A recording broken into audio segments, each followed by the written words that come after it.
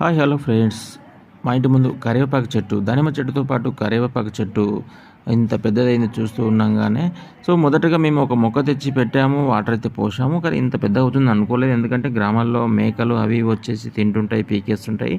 So ఉంటుందో లేదో అన్నట్లు పెట్టాము. కానీ చూస్తూ ఉండంగానే 1 ఇయర్ లోపల దాదాపు అంతకుముందు పెరిగింది. ఒకసారి ఎండకు అయితే మొత్తం లేకుండా పోయింది. మళ్ళీ ఆటోమేటిక్‌గా 6 మంత్‌లో ఇంత పెద్దగా అయితే అయింది.